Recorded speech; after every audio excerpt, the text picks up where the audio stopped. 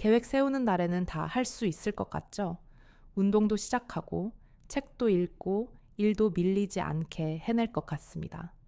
그런데 이상하게 무너지는 건 늘 거창한 목표가 아니라 시작 직전입니다. 운동복을 꺼내기 싫고 문서를 열기 싫고 딱 10분만 보자는 영상이 더 쉬워 보여요. 많은 사람은 여기서 이렇게 결론 내립니다. 나는 의지가 약한 사람인가 보다. 아닙니다. 작심삼일은 성격 판정이 아니라 입구 설계의 문제입니다. 입구가 무거우면 뇌는 더 쉬운 쪽을 고르게 되어 있습니다. 오늘 이 영상에서는 왜 꾸준함이 자꾸 끊기는지, 그리고 의지력을 쥐어짜지 않고도 다시 붙일 수 있는 방법이 무엇인지 이야기해 보겠습니다. 세상에는 꾸준함을 찬양하는 말이 정말 많습니다. 꾸준함이 전부다. 끝까지 하면 결국 열린다. 5분이라도 해라. 이 말들이 완전히 틀렸다는 뜻은 아닙니다. 문제는 핵심 한 가지가 자주 빠진다는 거예요. 꾸준함은 마음이 단단한 사람에게만 주어지는 성격이 아니라 자꾸 하게 되는 구조가 생길 때 붙는 결과에 가깝다는 점입니다.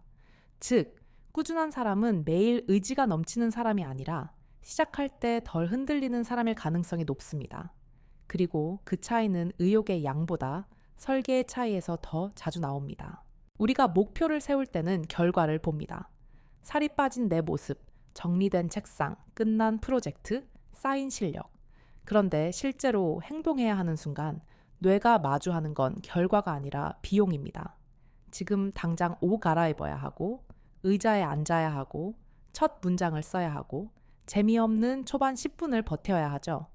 바로 여기서 작심삼일이 시작됩니다. 문제는 하루 전체를 못 버텨서가 아니라 입구가 너무 무거워서예요. 목표는 좋은데 시작, 비용이 크면 뇌는 더 쉽고 더 빠른 보상을 선택하기 쉽습니다. 핸드폰을 보는 일은 바로 보상이 오고 해야 하는 일은 한참 뒤에 보상이 오니까요. 반대로 같은 행동을 비슷한 맥락에서 반복하면 뇌는 매번 이걸 할까 말까를 길게 토론하지 않으려 합니다. 출퇴근길을 생각해 보세요. 매일 같은 길로 가는 건 오늘 어디로 갈지 고민해서가 아닙니다. 몸이 그냥 그렇게 가는 겁니다. 습관도 비슷합니다. 습관과 관련된 선조체 회로는 이런 반복을 통해 자극과 행동을 점점 더 자동으로 연결하는 쪽으로 관여합니다. 쉽게 말하면 결심의 문제가 조금씩 회로의 문제로 옮겨가는 겁니다. 그래서 중요한 건 의지를 크게 만드는 것이 아니라 같은 행동이 다시 나오기 쉬운 조건을 만드는 겁니다. 같은 시간, 같은 장소, 같은 앞 행동 뒤에 붙여 놓을수록 자동화가 붙기 쉽습니다. 여기서 꼭 같이 바로잡아야 할 오해가 하나 있습니다. 습관이 딱 21일이면 만들어진다는 식의 말은 실제 연구와 맞지 않습니다.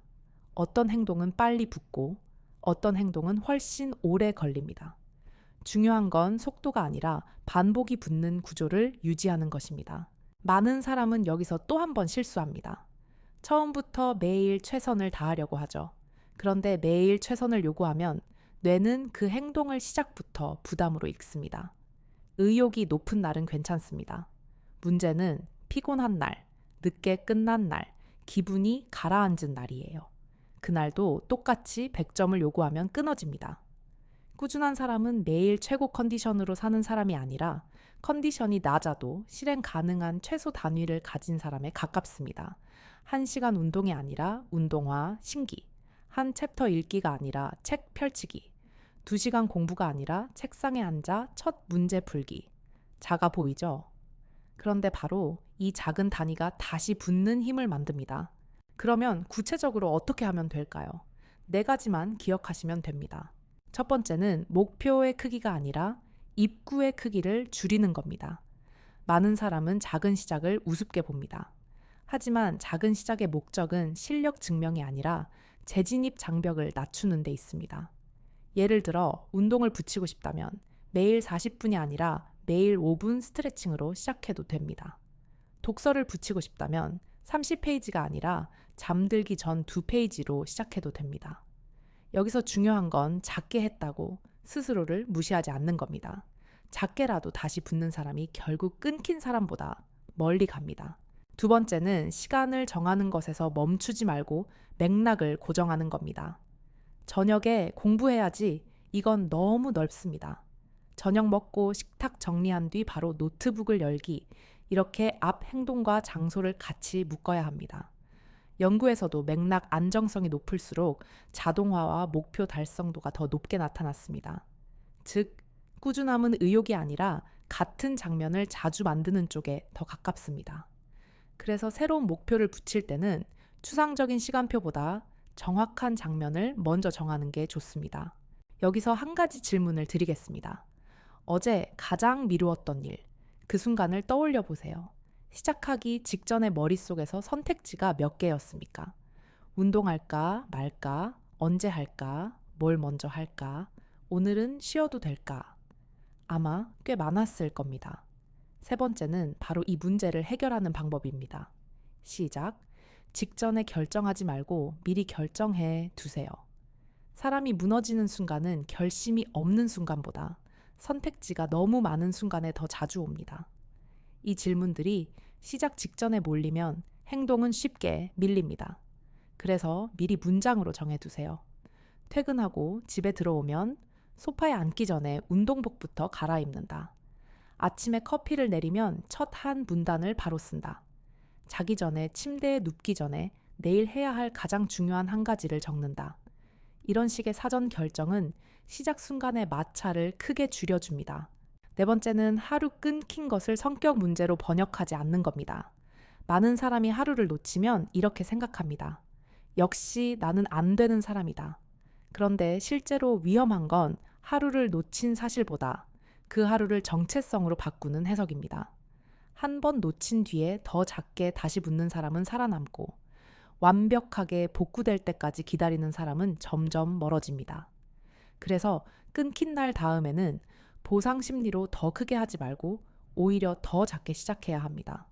어제 운동을 놓쳤다면 오늘은 40분이 아니라 5분. 독서를 못했으면 오늘은 한 장. 핵심은 흐름을 복구하는 것이지 어제의 죄책감을 갚는 것이 아닙니다. 정리해 보겠습니다.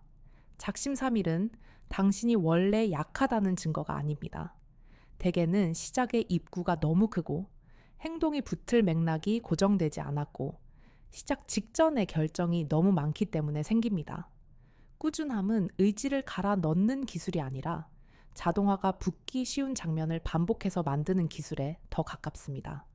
시작, 단위를 줄이고 맥락을 고정하고 미리 결정하고 끊긴 뒤 더 작게 재시작하는 것. 이 네 가지가 붙으면 사람은 생각보다 훨씬 덜 흔들립니다. 그러니 이제 작심삼일이 왔다고 해서 스스로를 판정하지 마세요. 대신 질문을 바꾸세요. 나는 왜 못했지?가 아니라 어디 입구가 너무 무거웠지. 이 질문 하나가 바뀌면 의지를 탓하던 삶이 설계를 바꾸는 삶으로 넘어가기 시작합니다. 오늘 딱 하나만 바꿔보세요. 내가 가장 자주 미루는 행동 하나를 고른 다음 그 입구를 절반 이하로 줄여보는 겁니다. 댓글로 하나만 적어보세요. 내가 줄일 입구가 뭔지. 적는 것 자체가 이미 시작입니다. 꾸준함은 거기서부터 시작됩니다.